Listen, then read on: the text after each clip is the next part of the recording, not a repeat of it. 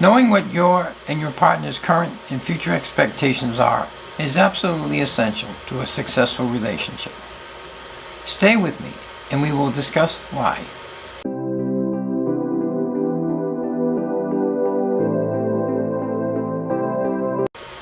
I'm John F. Whitney, author of the book I Do, If It's Equitable, a philosophy for dating and marriage to avoid the potential horrors of divorce. I will be your host and guide as we discuss the I Do philosophy.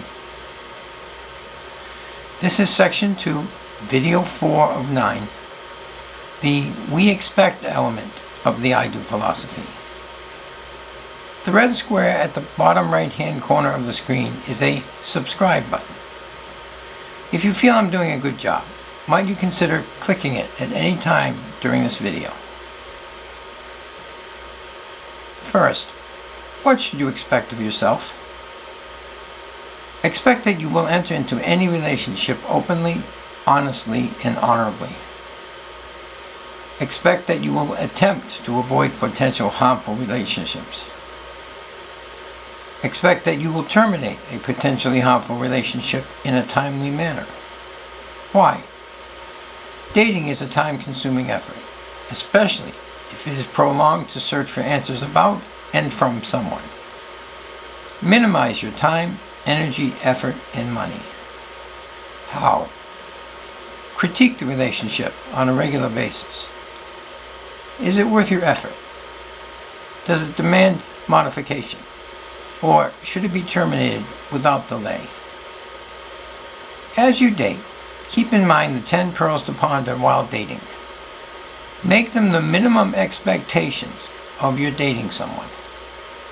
They will help to protect you from the emotional, spiritual, moral, and financial disaster which dating the wrong person can bring.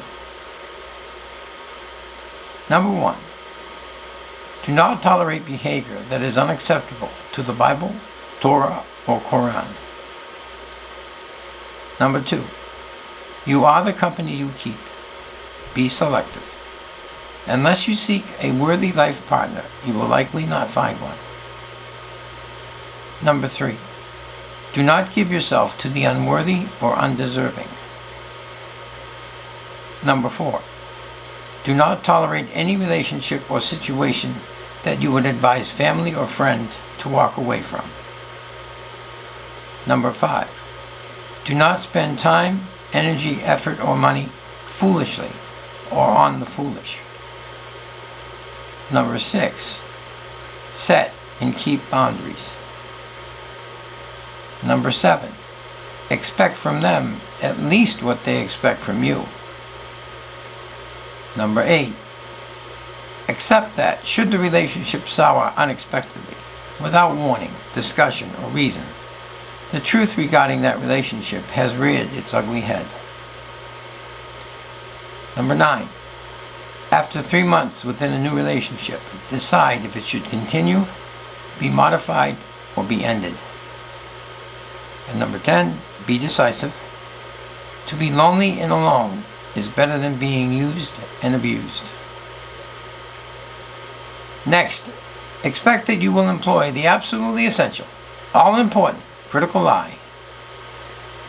What is the critical eye? The critical eye is being able to see someone for what they truly are, not what you wish they were. It demands you assess a situation or person in a dispassionate manner, devoid of emotion, absent of feeling.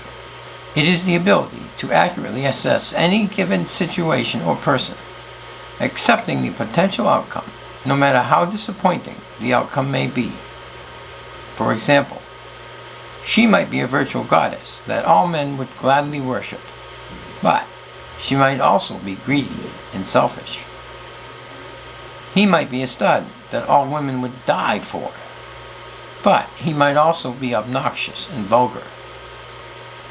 Purchasing a new Corvette might help you score with the ladies, but it might also put an impossible strain on your finances. Dating the rich, handsome playboy might be the highlight of your life, but might also find you ultimately used then discarded, as so many others before you have been. Therefore, the critical eye demands that you scrutinize the person or the situation to uncover the truth about that person or situation. Then take whatever action is necessary. Why is the critical eye so important? Properly used, it will be difficult for you to remain in a bad relationship or be negatively influenced by any given situation for very long. Once you see someone for what they actually are, then the truth has reared its ugly head. Never ignore the truth. Current and future expectations. At some point, when it is clear that a long-term relationship is desired, the couple must discuss current and future expectations. In the book, I Do If It's Equitable, a current and future expectations worksheet is presented. Unfortunately, editing software does not accept Word files. No worries. The items on the worksheet are easily discussed. Current expectations include remaining at your present job or seeking new employment within a certain period of time, starting or returning to college in a given period of time, who should absorb dating expenses, or would they be shared? Would living together be an option? And if so, at what point in the relationship? Future expectations include: should both partners work? Do both partners contribute to expenses of daily living? Is an apartment adequate, or is a house expected? And if so, within what time frame? Will one or both partners' credit rating be high enough to justify the purchase of a home? Will one or both partners' income contribute to the purchase of a home? Are children expected? And if so, does one partner remain at home to care for them? Is transportation stable for both partners? Or will one require a new car within a given time period? Are vacations expected? And if so, how often and where to? Is a small, private wedding enough? Or is an elaborate wedding desired? Will one or both partners' families assist in the wedding costs? And where will the honeymoon destination be? Both partners should discuss their responses item by item, propose solutions, and based upon the truth which surfaces, decide if the relationship should continue, be modified, or ended.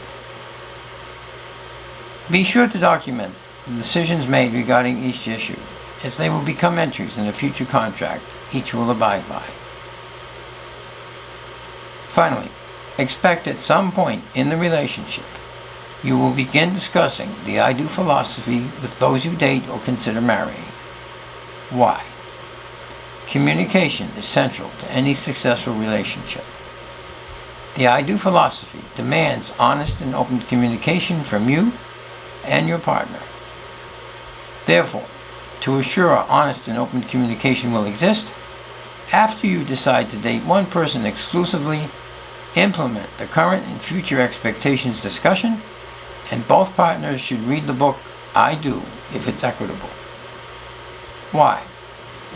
To advance the relationship, modify it if necessary, or terminate it before the emotional or financial costs become too high for either of you.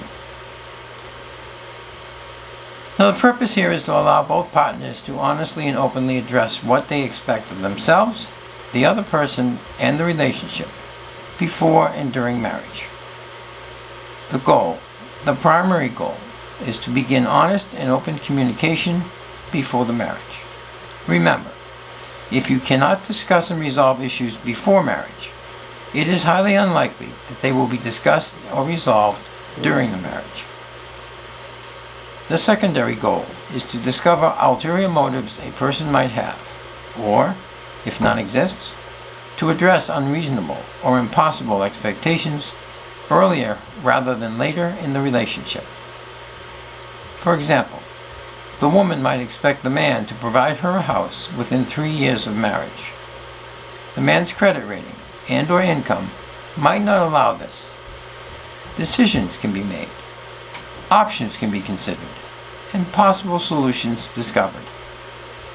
From this, the couple can accept his credit status and/or income limitations before the marriage. They can work together to address the expectation or abolish it before the marriage. If one partner has champagne tastes on a beer budget, it is better to know this before the marriage. If you are destined to be judged a failure by not providing a house, a BMW, or whatever on time, better to discover this before the marriage, not after. Consider a more benign reality: meals. Presume the expectation is that both will share cooking. However, he or she may not want to cook. Fine, dine out on those evenings. Well, he or she may not be able to afford to dine out too often. Now what? Is one partner expected to do all the cooking? Is that partner expected to pay for any dining out expenses? Should he or she be expected to learn to cook? Or will this apparently benign discovery foretell of potential future animosity and disaster? A real-world example I call A Shopping We Will Go. A scene is a young couple, he and she. They are paying for groceries at a supermarket checkout line. The female cashier says that will be $70.06. She says, "I have the penny." He says, "Gas was $20 and change yesterday. As I recall, you had that same penny then." She says, "But I cook the meals. Think of what you would have to pay to take us out to eat. This is cheaper." He says, "I can cook for myself or take myself out to eat." She says, "But I don't work anymore, so I can stay home and take care of the kids." He says, "You were working when we met, and besides, they are your kids." The female cashier chimes in and says, "That seems fair. You buy it, she cooks it, and takes care of the kids." At this point, the guy turns to me and says, "We can never win this battle, can we?" Clearly, the man's animosity and the woman's justifications with the situation can only lead to disaster. It is also clear that this couple failed to discuss their respective expectations, specifically her quitting work and his expectation that she should contribute to the expenses of daily living. I will not expect anything of my partner that I cannot or will not expect of myself. I will not expect from my partner any material possession that I can earn for myself or that I cannot afford by my own means. I will not expect my partner to be a means to an end emotionally, materially, or financially. I will not expect to gain more from the relationship than I equitably earned. I will not expect to leave the relationship in a financial or social position greater than I had upon entering it, unless I have equitably earned the same. Or to summarize these expectations, I paraphrase Donald Trump. Just because someone marries a person, they shouldn't become the queen or king of Sheba. This concludes our discussion on the we expect element of the I do philosophy. Our next discussion will be on the we owe and own, the personal and joint wealth and liability element of the I do philosophy. I hope you will join me. If you learned anything of value, please consider hitting that like and share button. Leave me a comment, especially if you have a question, concern, problem, or issue we might be able to solve together. Or perhaps you can assist me in improving my presentations to you. Finally, if you feel that I am worthy of your time and effort, please consider subscribing. And don't forget to hit the bell icon so you will know when I upload a new installment of the I Do Philosophy. Until next time, date wisely, date safely, and remember, I do, if it's equitable.